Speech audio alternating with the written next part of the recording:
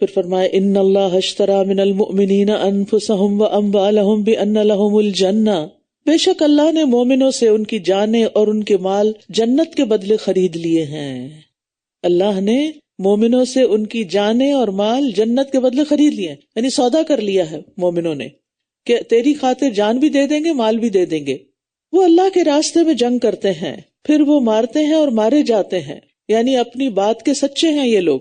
یہ اس کے ذمہ ایک سچا وعدہ ہے. تورات اور انجیل اور قرآن میں 3 بکس کا ریفرنس ہے. اور اللہ سے بڑھ کر کون اپنے عہد کو پورا کرنے والا ہے؟ پس تم اپنے اس سودے پر خوشی مناؤ جو تم نے اس کے ساتھ کیا ہے، یعنی اللہ کے ساتھ ڈیل کر لی، اور یہی بہت بڑی کامیابی ہے. یہ سودا بڑا مہنگا سودا ہے، یعنی جان اور مال دونوں دینا. یہ دونوں ہی سب سے زیادہ پیاری چیزیں ہیں نا. یعنی انسان کو ہر چیز سے پیاری اپنی جان ہوتی، اور پھر مال کی محبت میں بڑا شدید ہوتا ہے انسان. لیکن جب انسان یہ دونوں چیزیں اللہ کی خاطر دینے کے لیے تیار ہو جائے اور خوشی خوشی دے، اور اس کو دے کے کوئی ملال بھی نہ ہو، کوئی پریشانی بھی نہ ہو، تو پھر اس نے واقعی بہت نفع کا سودا کیا. تو سب کے لیے دعوت ہے کہ اللہ کی دی ہوئی دنیا میں سے کچھ دے کر اور خلوص کے ساتھ دے کر جنت خرید لیں. ان لوگوں کی صفات کیا ہوتی ہیں جو اللہ کے ساتھ سودا کرتے ہیں؟ اوپر 2 کام تو بتا دیے گئے، مارنے مرنے والا، لیکن اس کے علاوہ بھی ان کی کچھ کوالٹی ہوتی ہے، کیونکہ ہر شخص پہلی کیٹیگری میں تو نہیں آتا جو اوپر ذکر ہوئی. تو پھر کون سے اور کام کرتے ہیں ایسے لوگ جنہوں نے اپنی جانیں بیچ ڈالی، جو اپنی جانوں کی پرواہ نہیں کرتے؟ جان کی پرواہ نہیں کرنے کا مطلب یہ ہے کہ وہ اپنے آپ کو ڈھیل نہیں دیتے، ہیلے بہانے نہیں کرتے، بلکہ جو کرنا ہوتا ہے وہ مشکل بھی ہو تو کر جاتے ہیں. التائبون، سب سے پہلے تو یہ توبہ کرنے والے ہیں. العابدون، عبادت کرنے والے. عبادت میں تھکتا ہے انسان، مشقت ہوتی ہے، لیکن پھر بھی کرتے ہیں. الحامدون، حمد کرنے والے، اللہ کی تعریف کرنے والے. روزہ رکھنے والے، رکوع کرنے والے، سجدہ کرنے والے، نیکی کا حکم دینے والے اور برائی سے روکنے والے، اور اللہ کی حدود کی حفاظت کرنے والے. اور آپ مومنوں کو خوشخبری دے دیجئے. تو اس آیت میں اللہ تعالیٰ نے سچے مومنوں کی 9 صفات بیان کی ہیں. پہلی 6 صفات میں صرف اللہ تعالیٰ کے ساتھ معاملہ ہے ان کا. 7ویں اور 8ویں صفت کا تعلق مخلوق سے ہے، اور آخری کا تعلق دونوں سے ہے. تو یہ وہ لوگ ہیں جو ہر وقت تمام گناہوں سے توبہ کا التزام کرتے ہیں. مشکل اور آسانی، خوشی اور ناخوشی، آرام اور تکلیف، ہر حال میں اللہ کی عبادت کرنے والے ہیں. آج ہی کسی نے مجھے بتایا کہ وہ کسی خاتون سے ملنے کے لیے گئیں جو 2.5 سال سے بیڈ ریڈن ہیں، کوئی ان کے ساتھ ہوتا نہیں.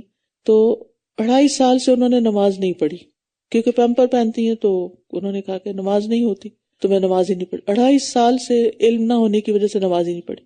حالانکہ وہ کیا کر سکتی ہیں کہ یعنی دن میں 1-2 دفعہ پیمپر چینج ہوتا ہے، جیسے صبح ہوتا ہے شام ہوتا ہے، تو جب صبح ہو تو صبح کی نماز پڑھ لیں، یا ظہر کے وقت ظہر اور عصر جمع کر لیں، مغرب اور عشاء جمع کر لیں. اور اگر کوئی بھی نہیں ہے اور کوئی طریقہ بھی نہیں ہے تو یموں کی مٹی ساتھ رکھی ہوئی ہو، اسی حال میں پڑھ لیں، کیونکہ نماز تو معاف نہیں. آپ نے دیکھا کہ جنگ کے میدان میں چلتے چلتے، گھوڑے پہ بیٹھے بیٹھے، اس میں بھی نماز ہو جاتی. یعنی بعض اوقات ایسا ہوتا ہے نا کہ آپ ڈرائیو کر رہے ہوتے ہیں تو آپ اس میں بھی نوافل پڑھ سکتے ہیں، فرض نماز تو نہیں لیکن نوافل پڑھ سکتے ہیں. تو مشکل اور آسانی، خوشی اور ناخوشی، آرام اور تکلیف، ہر حال میں اللہ کی عبادت کرنے والے. یعنی بیماری ہو، تندرستی ہو، نماز نہیں چھوڑتے. حامدون، رنج ہو، غم ہو، تنگ دستی ہو، خوشحالی ہو، ہر حال میں اللہ کی تعریف کرتے ہیں، اللہ کی نعمتوں کا اعتراف کرتے رہتے ہیں، دن رات اللہ کو یاد کر کے شکر ادا کرتے ہیں. سائحون کا معنی ایک سائمون لیا ہے، یہ سیاحت سے ہے. سیاحت میں انسان آرام آسائش چھوڑ دیتا ہے، اور روزے میں بھی انسان اپنے آرام کی چیزیں، اپنے مزے کی چیزیں چھوڑ دیتا ہے. یعنی گناہ چھوڑنے کے ساتھ ساتھ اپنی 3 مرغوب چیزیں، کھانا پینا اور بیوی سے تعلق، ان کو چھوڑ دیتا ہے. الراکعون الساجدون، کثرت سے نماز پڑھتے ہیں جو رکوع اور سجود پر مشتمل ہے. نیکی کا حکم دیتے ہیں جس میں واجبات اور مستحبات داخل ہیں، یعنی لوگوں کو ان کے فرائض ادا کرنے اور نیک کام کرنے کی تلقین کرتے ہیں. وَالنَّاهُونَ عَنِ الْمُنْكَرِ میں وہ سارے امور شامل ہیں جن سے اللہ اور اس کے رسول نے روکا ہے. اور وَالْحَافِظُونَ لِحُدُودِ اللَّهِ، حلال اور حرام میں اللہ تعالیٰ کے فرائض کی حفاظت کرنے والے ہیں. اس نبی کے شایان شان نہیں ہے اور نہ ان لوگوں کے جو ایمان لائے کہ وہ مشرکین کے لیے اللہ سے بخشش مانگیں، اگرچہ یہ ان کے قرابت داری کیوں نہ ہو. اس کے بعد کہ ان کے لیے واضح ہو گیا کہ یہ جہنم کے ساتھی ہیں. یعنی جس شخص کی موت کفر پر ہو اس کے لیے بخشش کی دعا نہیں کی جا سکتی. ہاں اگر کوئی آپ کے رشتہ دار یا فرینڈز یا کوئی دوست وغیرہ ایسے ہیں جو نان مسلم ہیں لیکن فوت ہو گئے تو آپ ان کی تجہیز و تکفین میں شامل ہو سکتے ہیں لیکن دعائے مغفرت نہیں کر سکتے. اگر والدین زندہ ہیں لیکن کفر پر ہیں تو ان کے لیے دعا کرنا جائز ہے، لیکن اگر فوت ہو گئے تو پھر دعا نہیں ہو سکتی ان کے لیے بھی، یعنی اپنے والدین تک کے لیے نہیں ہو سکتی اگر وہ کفر پر مرے یا شرک پر مرے. اور ابراہیم علیہ السلام کا اپنے باپ کے لیے استغفار کرنا محض ایک وعدے کی بنا پر تھا جو اس نے اس سے کر لیا تھا. پھر جب اس پر واضح ہو گیا کہ وہ اللہ کا دشمن ہے تو وہ اس سے بیزار ہو گیا. بے شک ابراہیم یقیناً بہت آہوزاری کرنے والا، بہت بردبار تھا. ابواہ کا مطلب ہوتا ہے آہیں بھرنے والا، آہ کرنے والا، یعنی آہیں کون بھرتا ہے؟ جس کا دل نرم ہوتا ہے، جس کا دل دکھی ہوتا ہے. تو یہ ابراہیم علیہ السلام کی نرمی کی بات ہو رہی ہے کہ وہ تو بہت نرم مزاج تھے، اسی لیے انہوں نے اپنے والد کے لیے استغفار کرنے کا وعدہ کر لیا تھا. اور اللہ ایسا نہیں کہ کسی قوم کو ہدایت دینے کے بعد بھٹکا دے، یہاں تک کہ وہ ان کے لیے وہ چیزیں واضح نہ کر دے جن سے وہ بچیں. بے شک اللہ ہر چیز کا خوب علم رکھنے والا ہے. ان اللہ لہ ملک السماوات والارض یحیی ویمیت وما لکم من دون اللہ من ولی ولا نصیر. بے شک اللہ ہی کے لیے ہے آسمانوں اور زمین کی بادشاہت، وہی زندہ کرتا ہے اور وہی موت دیتا ہے، اور اللہ کے سوا نہ کوئی تمہارا دوست ہے اور نہ ہی کوئی مددگار. یقیناً اللہ نبی پر مہربان ہوا اور ان مہاجرین و انصار پر بھی جنہوں نے تنگی کی گھڑی میں آپ کی پیروی کی، اس کے بعد کے قریب تھا کہ ان میں سے ایک گروہ کے دل ٹیڑھے ہو جاتے، پھر وہ ان پر مہربان ہوا. بے شک وہ ان پر بہت شفقت کرنے والا، نہایت رحم کرنے والا ہے. تنگی کی گھڑی سے مراد یہاں غزوہ تبوک پر روانگی کا وقت ہے، جب موسم شدید گرم تھا، قحط سالی تھی، فصلیں پکنے والی تھی اور سفر بہت طویل تھا. 600 کلومیٹر کا طویل فاصلہ تھا جو پر مشقت سفر تھا. 10 آدمیوں کے لیے صرف ایک اونٹ تھا تو کتنا پیدل بھی چلنا پڑا ہوگا. سواریوں کی تنگی تھی، زیادہ راہ نہیں تھا، پانی کی تنگی تھی، انتہائی مشکل سفر تھا یہ. تو بعض مخلص سچے مسلمان بھی اس وقت گھبرا اٹھے تھے، لیکن پھر انہوں نے اس پہ قابو پایا اور ایمان کی پختگی ان پر غالب آئی اور وہ پورے عزم و ارادہ کے ساتھ نبی صلی اللہ علیہ وسلم کے ساتھ چل دیے. تو یہاں اللہ سبحانہ وتعالیٰ کی مہربانی کا ذکر ہے کہ اللہ نے انہیں عین اس وقت پر پھسلنے سے بچا لیا اور ہمت و جرأت عطا فرمائی، اور ان کے دل میں جو آنے والے خطرات تھے وہ بھی معاف کر دیے، وسوسے بھی معاف کر دیے. اور نبی صلی اللہ علیہ وسلم پر بھی اللہ تعالیٰ نے مہربانی فرمائی کیونکہ آپ نے بعض لوگوں کو اجازت دے دی تھی جو منافق وغیرہ تھے. تو بات یہ ہے کہ ہر انسان پر ساعت العسرہ آتی ہے، ٹھیک ہے، تنگی کی گھڑی آتی ہے، پریشانی کا وقت آتا ہے. وہ دراصل انسان کے امتحان کے لیے ہوتا ہے کہ انسان اس وقت میں بھی اللہ کے دین کا ساتھ دیتا ہے یا نہیں، یا پیچھے ہٹ جاتا ہے. یعنی جب ہمارے حالات اچھے ہوتے ہیں، ہر چیز نارمل چل رہی ہوتی ہے، ہر طرح کی ہمیں فیسلٹیز حاصل ہوتی ہیں، تو پھر ہمارے لیے ایک روٹین میں ایک جاب سمجھ کر کوئی خیر کا بہترین کام کرنا جو ہے وہ آسان ہوتا ہے. لیکن جو ہی کوئی مشکل آتی ہے تو پھر ہم بیٹھ جاتے ہیں. لیکن جو سچے مومن ہوتے ہیں وہ اللہ کے راستے سے پیچھے نہیں ہٹتے، چاہے انہیں کوئی باتیں کرے، چاہے ان کا کوئی مذاق اڑائے، چاہے ان کو مالی تنگی ہو، چاہے ان کو کوئی جسمانی تکلیف ہو، وہ ہر حال میں دین کے کام کو اپنا کام سمجھتے ہیں، وہ اسے اپنی ذات سے بھی زیادہ اہم سمجھتے ہیں. یعنی اگر ہمارے بچے کو کوئی تکلیف ہو تو ہمارے دل کا حال کیا ہوگا؟ اسی لیے اگر ہمارے دین کو ہماری کوئی ضرورت ہو تو ہمارے دل کا حال کیا ہوگا؟ کمپیریزن کر لیا کریں. کیونکہ بعض اوقات ایسے ہوتا ہے نا، بچے کی تکلیف سن کے آپ تڑپ اٹھتے ہیں، تو کیا اللہ کے راستے میں کسی چیز کی ضرورت ہونے پر بھی کہ آپ کی ضرورت ہے اس وقت وہاں، کیا اس پر بھی آپ تڑپ اٹھتے ہیں اگر آپ وہاں کسی وجہ سے نہ پہنچ سکیں، یا آپ کہتے ہیں چلو ٹھیک ہے میں تھوڑا آرام ہی کر لوں؟ رسول اللہ صلی اللہ علیہ وسلم نے فرمایا، بے شک اللہ کے ہاں ایک آدمی کے لیے بلند مرتبے کا فیصلہ کر دیا جاتا ہے کہ اس کا درجہ بہت بلند ہے، لیکن وہ اپنے اعمال کے بلبوتے پر وہاں تک رسائی حاصل نہیں کر رہا ہوتا، اس لیے اللہ تعالیٰ اسے مسلسل ایسی آزمائشوں کے ساتھ آزماتا رہتا ہے جنہیں وہ ناپسند کرتا ہے، یہاں تک کہ وہ اپنے مرتبے تک پہنچ جاتا ہے، اس بلند مقام تک پہنچ جاتا ہے. تو نیک کام صرف اس وقت نہیں کرنے چاہیے جب ہمارا نفس پسند کر رہا ہو، جب ہمارا دل راضی ہو، اس وقت بھی کرنے چاہیے جب ہمارا دل تنگ ہو رہا ہو، کیونکہ شیطان بھی انسان کے ساتھ ہے، اس کا نفس بھی ساتھ ہے، لوگوں کا بھی پریشر ہوتا ہے، پیئر پریشر ہوتا ہے، گھر والوں کی بعض اوقات باتیں ہوتی ہیں، کئی رکاوٹیں آ جاتی ہیں، لیکن سچا مومن ان ساری رکاوٹوں پر قابو پا لیتا ہے اللہ کے اذن، اللہ کے فضل اور اللہ کی رحمت سے.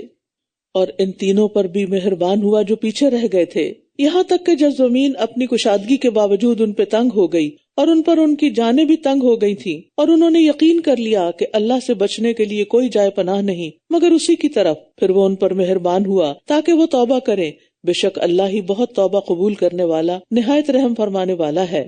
کچھ صحابہ ایسے تھے جن کا معاملہ مؤخر کر دیا گیا تھا، یعنی جو پیچھے رہ گئے تھے تو ان کا معاملہ ڈیلے کر دیا گیا۔ یہ 3 صحابہ تھے، کعب بن مالک، مرارہ بن ربیع اور ہلال ابن امیہ۔ اس سے پہلے یہ تقریباً ہر غزوے میں شریک ہوتے رہے۔ اس غزوہ تبوک میں صرف سستی کی وجہ سے شریک نہیں ہو سکے، بعد میں انہیں اپنی غلطی کا احساس ہو گیا تو سوچا کہ ایک غلطی پیچھے رہنے کی تو ہو ہی گئی ہے، لیکن اب منافقین کی طرح نبی صلی اللہ علیہ وسلم کی خدمت میں جھوٹا عذر پیش کر کے ایک اور غلطی نہیں کرنی۔ چنانچہ حاضر خدمت ہو کر اپنی غلطی کا صاف اعتراف کیا اور اپنے آپ کو سزا کے لیے پیش کر دیا۔ تو نبی صلی اللہ علیہ وسلم نے ان کا معاملہ اللہ کے سپرد کر دیا کہ اللہ ہی ان کے بارے میں کوئی حکم نازل فرمائے۔ تو اس دوران آپ نے پھر تمام صحابہ کو ان سے بائیکاٹ کا حکم دے دیا اور 40 راتوں کے بعد حکم دیا کہ وہ اپنی بیویوں سے بھی دور رہیں۔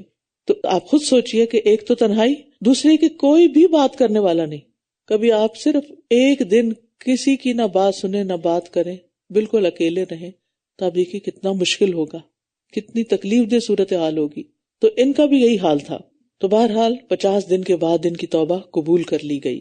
کیوں ان کو یہ تکلیف پہنچی اور یہ سزا دی گئی؟ کیونکہ بغیر کسی عذر کے یہ جہاد سے پیچھے رہ گئے تھے، نبی صلی اللہ علیہ وسلم کے ساتھ نہیں جا سکے تھے، صرف سستی کی بنا پر۔ تو بعض کام ایسے ہوتے ہیں جن میں سستی نہیں کی جا سکتی، جیسے نماز ہے، ہمارا فرض ہے، ہر حال میں پڑھنی ہے، تو اب آپ کس بات کا انتظار کر رہے ہیں کہ انتظار کرتے کرتے وقت ہی نکل جائے؟ تو کیا ہوگا پھر؟ کیسے جواب دیں گے؟ یا ایھا الذین آمنوا اتقوا اللہ وکونوا مع الصادقین، اے لوگو جو ایمان لائے ہو، اللہ سے ڈرو اور سچے لوگوں کے ساتھ ہو جاؤ۔ سچائی نیت، قول اور فعل تینوں میں ہوتی ہے، تینوں میں ہو تو یہ صدق کہلاتی ہے۔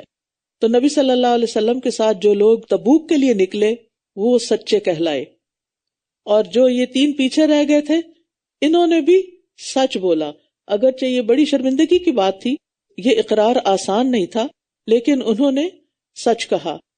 تو اللہ نے سچے مومن انہی کو قرار دیا جو ایمان لانے کے بعد شک میں مبتلا نہیں ہوئے اور انہوں نے اپنی جان اور مال کے ساتھ اللہ کے راستے میں جہاد کیا، اللہ کے راستے میں نکلے، اور جب انہیں خیر کے کسی کام کی طرف بلایا گیا تو وہ فوراً نکل آئے، فوراً اٹھ کھڑے ہوئے۔ اہل مدینہ اور ان کے پاس رہنے والے بدویوں کے لیے مناسب نہ تھا کہ وہ اللہ کے رسول سے پیچھے رہ جائیں، اور نہ یہ مناسب تھا کہ وہ اپنی جانوں کو آپ کی جان سے بے پرواہ ہو کر عزیز رکھیں، یہ اس لیے کہ انہیں اللہ کے راستے میں کوئی پیاس اور تھکاوٹ اور بھوک نہیں پہنچتی، اور نہ وہ کسی ایسی جگہ قدم رکھتے ہیں جو کفار کو غصہ دلائے، اور نہ دشمن کے مقابلے میں وہ کوئی چیز حاصل کرتے ہیں مگر یہ کہ ان کے لیے اس کے بدلے میں ایک نیک عمل لکھا جاتا ہے۔ بے شک اللہ نیکی کرنے والوں کا اجر ضائع نہیں کرتا، ان اللہ لا یضیع اجر المحسنین۔ اللہ کے راستے میں انسان کو کوئی چھوٹی سی تکلیف بھی پہنچتی ہے تو اللہ تعالیٰ اس پر بھی بے پناہ اجر عطا کرتا ہے۔ بھوک، پیاس، تھکاوٹ، یہ 3 چیزیں تو ہر نیک کام میں لاحق ہو ہی جاتی ہیں۔ اور اب تراویح آ رہی ہے، قیام لمبا ہوگا، گھر سے نکلنا ہوگا، مسجد جانا ہوگا، جلدی جلدی افطار اور اس کے بعد کھانے کچن سمیٹنا ہوگا تاکہ فوراً پہنچیں، دیر نہ ہو جائیں، پراپر جگہ ملے۔ یعنی ہو سکتا ہے کہ آپ صحیح سے کھانا نہ کھائے ہو سکتا ہے آپ نے اپنا پورا جو واٹر انٹیک ہے وہ نہ لیا ہو، اور ہو سکتا ہے کہ روزہ کھولنے کے بعد آپ پر سستی طاری ہو رہی ہو اور تھکاوٹ ہو اور دل چاہ رہا ہو کہ بس سو جاؤں اب۔ لیکن ان ساری چیزوں کے باوجود آپ نے سوچا چلو چائے پی کے چلی جاتی، ابھی 2 سپ پی لیے کہ جانے کا وقت ہو گیا، چائے گرم ہے، ساتھ بھی نہیں لے جا سکتے، وہاں تو پینے کا وقت ہی نہیں ہے، چلو کوئی بات نہیں، جیسے ہیں ہلکے ہیں یا بوجھل نکلتے ہیں۔ تو یہ ایک مثال ہے، اسی طرح کی اور مثالیں بھی ہوتی ہیں۔ اسی طرح آپ جب پڑھنے کے لیے آتے ہیں یا کسی بیمار کی عیادت کے لیے جاتے ہیں یا کسی اور کام کے لیے، دنیا کے لیے تو بہت لوگ یہ سب کچھ کر رہے ہوتے ہیں، جاب پہ جانے کے لیے تو ساری مشقتیں برداشت ہو رہی ہوتی، لیکن دین کے کام کے لیے ہم اپنے آپ کو ڈھیل دے دیتے ہیں۔ لیکن یہ ہمیشہ یاد رکھیں، ان اللہ لا یضیع اجر المحسنین، محسن تکلیف اٹھا کے کام کرتے ہیں، اور جب وہ تکلیف سے گزر جاتے ہیں تو اجر بھی بہت بڑا ہو جاتا ہے۔ رسول اللہ صلی اللہ علیہ وسلم نے فرمایا، اللہ کے راستے میں جس کسی شخص کو کوئی زخم لگتا ہے اور اللہ جانتا ہے کہ اس کے راستے میں کسے زخم لگا، وہ قیامت کے دن اسی طرح تر و تازہ ہوگا جیسے زخم لگنے کے دن تھا، اس کا رنگ تو خون کی طرح ہوگا لیکن اس کی بو مسک کی طرح ہوگی، نہایت عمدہ۔ نبی صلی اللہ علیہ وسلم نے فرمایا، اللہ کے نزدیک 2 قطروں اور 2 نشانوں سے زیادہ محبوب کوئی چیز نہیں۔ اللہ کو بڑے پسند ہیں یہ 2 قطرے، یہ 2 نشان۔ ایک تو اللہ کے خوف سے بہا ہوا آنسوؤں کا قطرہ، اور دوسرا قطرہ خون جو اللہ کی راہ میں بہایا گیا ہو۔ اور 2 نشانوں میں سے ایک نشان تو وہ ہے جو اللہ کی راہ میں لگے، اور دوسرا نشان وہ ہے جو اللہ کی طرف سے فرض کی ہوئی چیزوں میں سے کسی فرض کی ادائیگی میں لگے، جسے نماز پڑھتے پڑھتے چہرے پر نشان لگ جاتا ہے یا پاؤں کے ٹخنوں پہ لگ جاتا ہے۔ وَلَا يُنْفِقُونَ نَفَقَةً صَغِيرَةً وَلَا كَبِيرَةً، اور جو بھی چھوٹی اور بڑی چیز وہ خرچ کرتے ہیں اور جو وادی بھی وہ پار کرتے ہیں، ان کے لیے اجر لکھ دیا جاتا ہے تاکہ اللہ انہیں بہترین اعمال کا بدلہ عطا کرے جو وہ کیا کرتے تھے۔ اب دیکھیے کہ چھوٹی یا بڑی چیز، جنگ تبوک میں یہی ہوا تھا۔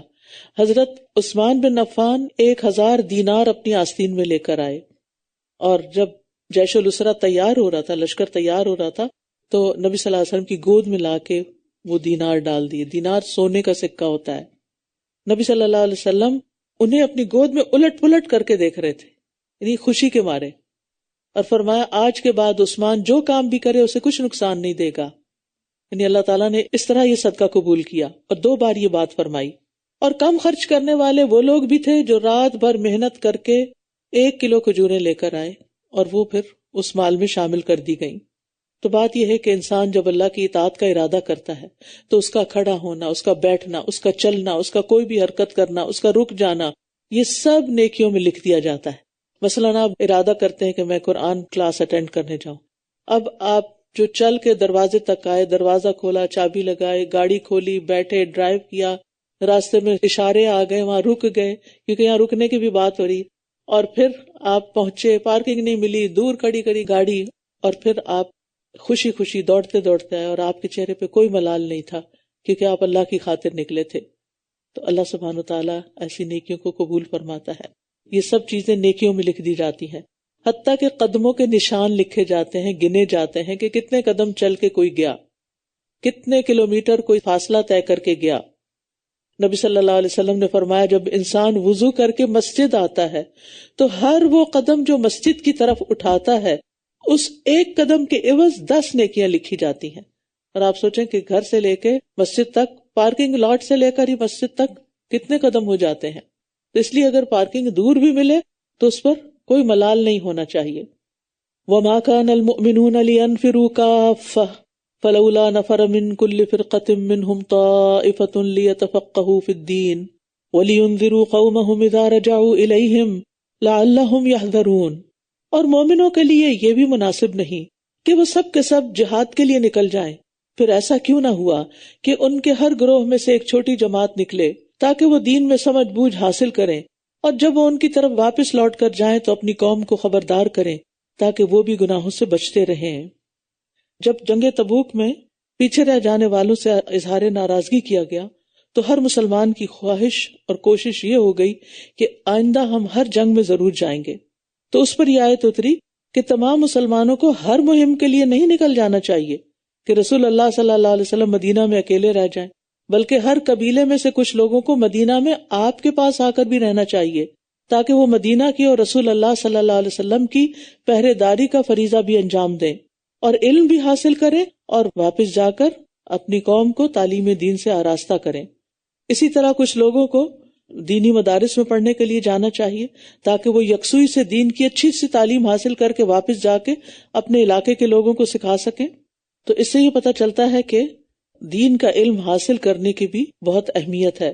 ابن عباس کہتے ہیں سب سے افضل جہاد کرنے والا وہ شخص ہے جو مسجد کی تعمیر کرتا ہے جس میں قرآن، فقہ اور سنت کی تعلیم دی جاتی ہے، یعنی ایسی بلڈنگز بنانا، ایسی عمارتیں بنانا جہاں قرآن و سنت کی تعلیم دی جائے، یہ بہت بڑا اور افضل جہاد ہے۔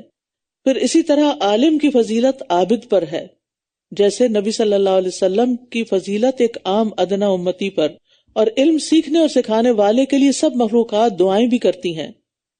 رسول اللہ صلی اللہ علیہ وسلم نے فرمایا، یقیناً اللہ، اس کے فرشتے اور تمام اہل زمین اور تمام اہل آسمان، یہاں تک کہ چیونٹی اپنے سوراخ میں اور مچھلیاں بھی اس شخص کے لیے دعائے خیر کرتی ہیں جو لوگوں کو بھلائی کی باتیں سکھاتا ہے، اچھی باتیں سکھاتا ہے۔ لہٰذا اچھائی بانٹنے والے بنے، خیر کی بات دوسروں تک پہنچائیں، چاہے خود بول کے یا کوئی لنک فارورڈ کر کے یا کسی کی رہنمائی کر کے یا اس کو رائٹ دے کے، یا کسی بھی طرح لوگوں کے لیے خیر کی بات پہنچانے والے بن جائیں، کیونکہ اس میں خیر ہی خیر ہے۔ اور آپ کو پتہ ہے کہ جب میں نے یہ آیت پڑھی تھی مجھے یہ اتنی انسپائر کی تھی کہ الہدیٰ جب بنا تو اس کا مشن ہی یہی رکھ دیا گیا کہ الہدیٰ ایک ایسا مرکز ہو کہ جہاں پر لوگ دور دور سے پڑھنے کے لیے آئیں اور اتنی اچھے سے پڑھیں کہ پھر واپس جا کر دوسروں کو سکھانے کے قابل ہوں۔ یہاں بھی اس وقت آپ دیکھیں کہ بڑی سٹیز کے علاوہ چھوٹے چھوٹے ٹاؤنز میں مسلمانوں کی اچھی خاصی آبادیاں ہو گئی، لیکن وہاں کوئی قرآن پڑھانے والا نہیں، کوئی درس دینے والا نہیں، بعض جگہوں پہ تو مسجد بھی نہیں، تو ایسے لوگ بالکل دین سے دور رہ رہے ہیں۔ تو اس لیے کوشش یہ ہونی چاہیے کہ صرف اپنی ہی بستی میں نہیں، قریب قریب کی بستیوں کو بھی وزٹ کیا کریں اور وہاں بھی دین کی تعلیم کا انتظام کریں۔ اے لوگو جو ایمان لائے ہو، کفار میں سے جو تمہارے آس پاس ہیں ان سے جنگ کرو۔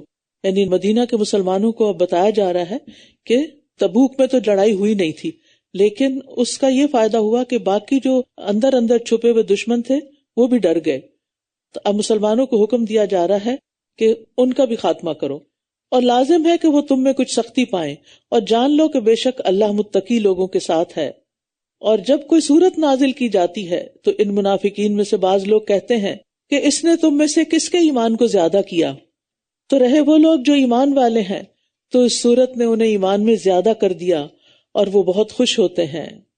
حقیقت یہ ہے کہ قرآن کو سیکھنے، اس میں غور و فکر کرنے، اس میں تدبر کرنے، اس پر عمل کرنے سے انسان کا ایمان بڑھتا ہے، اور اگر انسان قرآن سے اپنا تعلق کاٹ لیتا ہے تو یقیناً ایمان گھٹتا بھی ہے، اور گناہوں سے بھی ایمان گھٹتا ہے۔ یعنی ایمان اطاعت کے کاموں سے بڑھتا ہے اور نافرمانیوں کے ساتھ اس میں کمی واقع ہوتی ہے۔ اسی طرح ایمان پرانا بھی ہو جاتا ہے۔ ہمارے لیے ضروری ہے کہ ہم اپنے ایمان کی حفاظت کریں اور اس کی نشو نما کرتے رہیں، ایمان کو گرو کرتے رہیں۔ صحابہ جو تھے وہ ایمان بڑھانے کے لیے علمی مجالس اختیار کیا کرتے تھے۔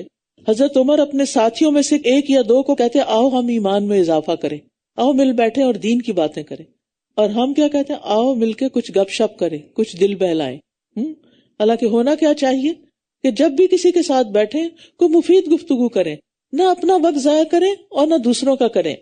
ابن مسعود کہا کرتے تھے آؤ ہمارے پاس بیٹھو، ہم اپنا ایمان بڑھا لیں، اور وہ اپنی دعا میں کہا کرتے تھے اللہم زدنی ایمانا و یقینا و فقہا، یا اللہ مجھے ایمان، یقین اور فقہ عطا کر۔ اور ایک اور دعا میں ہے اللہم انی اسألک ایمانا لا یرتد، کہ اللہ مجھے ایسا ایمان عطا کر کہ جو کبھی نہ پھرے، کبھی نہ پلٹے، کبھی ختم نہ ہو۔ ہمیشہ انسان کو حریص ہونا چاہیے کہ اپنے ایمان کو بڑھانے کی فکر کرے اور کوشش کرے، اور اس کے لیے وہ طریقے اور وہ وسائل اختیار کرے جن سے ایمان بڑھتا ہے۔ اور رہے وہ لوگ جن کے دلوں میں نفاق کی بیماری ہے تو اس صورت نے ان کی نجاست میں مزید نجاست کا اضافہ کر دیا، اور یہ اس حال میں مرے کہ کافر تھے۔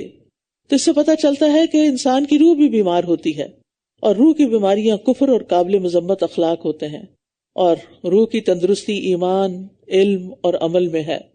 اور دل پر قرآن کا اثر نہ کرنا دل کے بیمار ہونے کی علامت ہے۔